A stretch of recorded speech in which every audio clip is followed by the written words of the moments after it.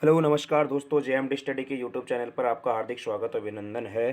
रात नहीं ख्वाब बदलता है, मंजिल नहीं कारवां बदलता है। रात नहीं ख्वाब बदलता है, मंजिल नहीं कारवां बदलता है। जज्बा रखो जीतने का, किस्मत बदले या ना बदले, वक्त एक दिन ज़रूर बदलता है। जी हाँ साथियों, अगर अपनी मेहनत से आप नहीं डरते हो, अपनी मेहनत करने से नहीं डरते हो दोस्तों, तो एक दिन किस्मत चाहे अपनी बदले ना बदले, लेकिन इस वक्त को ज़रूर बदल के दिखाएंगे। और साथियों, वक्त को थोड़ा वक्त दीजिए, ये वक्त एक दिन आपका वक्त अवश्य बदल देगा साथियों। तो उठाइए कॉपी पेन और तैयार हो जाइए दोस्तों, आज की करंट अफेयर्स को नस्ते नाबूद करने के लिए और उस मंजिल को उसकी औकात दिखाने के लिए मेहनत करना शुरू कर दीजिए साथियों। 15 जनवरी 2022 करंट अफेयर्स प्रश्न और उत्तर की बात करने वाले दोस्तों। आज की क्लास का पहला क्वेश्चन आपके सामने अति महत्वपूर्ण प्रश्न है, ध्यान रखना दोस्तों इसका।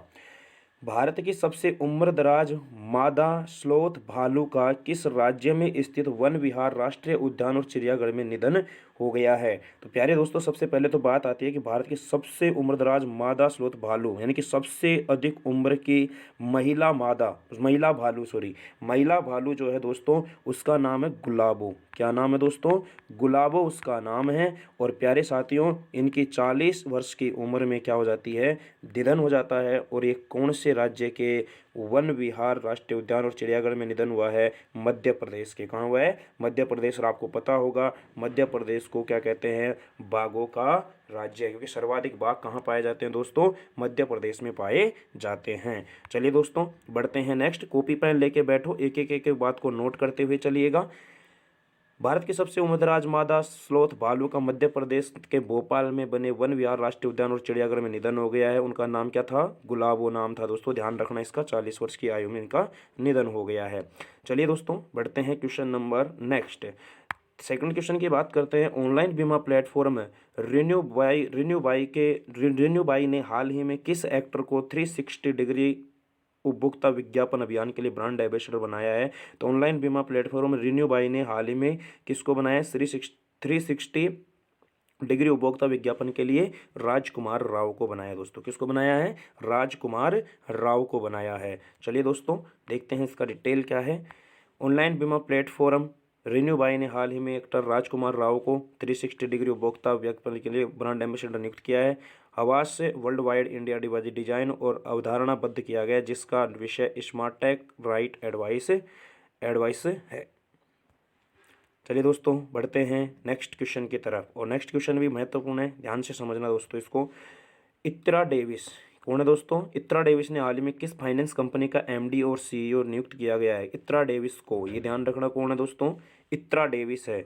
और इत्रा डेविस को हाल ही में किस फाइनेंस कंपनी का एमडी और सीईओ नियुक्त किया है? इत्रा डेविस को हाल ही में, ध्यान रखना दोस्तों, कौन सी फाइनेंस कंपनी का एमडी और सीईओ बनाया है? तो उज्जीवन स्मॉल फाइनेंस बैंक का। किसका बनाया है? उज्जीवन स्मॉल फाइनेंस बैंक का एमडी और सीईओ हाल ही में किसको बनाया दोस्तों? इत्रा डेविस को बनाया गया है। चलिए दोस्तों, बढ़ते हैं आगे। प्यारे साथियों, इसमें दिखाया गया हमारे को कि भारतीय रिजर्व बैंक ने एक कार्यकाल के लिए इत्रा डेविस को उज्जीवन स्मॉल फाइनेंस बैंक का एमडी और सीईओ नियुक्त किया है। 14 जनवरी 2022 से विस्तारित कार्यकाल का कार्यभार संभालेंगे। तो ध्यान रखना, इससे पहले यूरोप अरब बैंक लंदन में प्रबंधक निदेशक थे। ध्यान रखना, कहाँ थे? कौन? इत्रा डेविस यूरोप अरब बैंक और लंदन में प्रबंध निदेशक थे। चलिए दोस्तों, बढ़ते हैं नेक्स्ट क्वेश्चन की तरफ। निम्न में से किस मीडिया कंपनी के मशहूर पत्रकार कमाल खान का हाल ही में निधन हो गया? तो ध्यान रखना दोस्तों, किसका निधन हो गया है? कमाल खान जी का हाल ही में निधन हो गया है। और ये किसके थे दोस्तों? एनडीटीवी कंपनी के, एनडीटीवी मीडिया के ये क्या थे दोस्तों? पत्रकार थे, जिनका हाल ही में क्या हो गया है? निधन हो गया है। चलिए दोस्तों, बढ़ते हैं आगे। आगे देखना इसके डिटेल में क्या कहा गया है। एनडीटीवी के मशहूर पत्रकार कमाल खान का हाल ही में 61 साल की उम्र में निधन हो गया है। पत्रकारिता में उन्होंने बेहतरीन काम किया। पत्रकारिता का श्रेष्ठ भारतीय पुरस्कार रामनाथ गोयनका पुरस्कार भी मिल चुका था। तो ध्यान रखना, इनको कौन सा पुरस्कार दिया जा चुका था? रामनाथ गोयनका। तो रामनाथ गोयनका पुरस्कार किस क्षेत्र में दिया जाता है? पत्रकारिता के क्षेत्र में दिया जाता है। उन्हें भारत के राष्ट्रपति द्वारा गणेश शंकर विद्यार्थी पुरस्कार से भी सम्मानित किया गया था। तो ध्यान रखना है ये बातें आप लोगों को।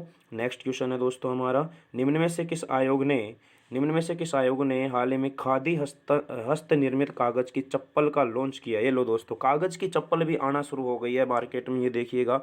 तो ये हाल ही में खादी हस्त निर्मित कागज की चप्पल लॉन्च की है दोस्तों। किसने? खादी और ग्रामोद्योग आयोग ने। किसने किया दोस्तों? खादी और ग्रामोद्योग आयोग ने चप्पल लॉन्च कर दिया दोस्तों, जो कागज की है दोस्तों वो। देखिए दोस्तों, कितना टेक्नोलॉजी जमाना है, बहुत धीरे धीरे भारत बहुत अच्छी प्रोग्रेस कर रहा है दोस्तों। देखिएगा, इसमें दिखाया गया है हमारे MSME यानी कि खादी और ग्रामोद्योग आयोग ने मंत्रालय के तहत आने वाले खादी और ग्रामोद्योग आयोग ने हाल ही में खादी हस्तनिर्मित कागज की चप्पल लॉन्च की है।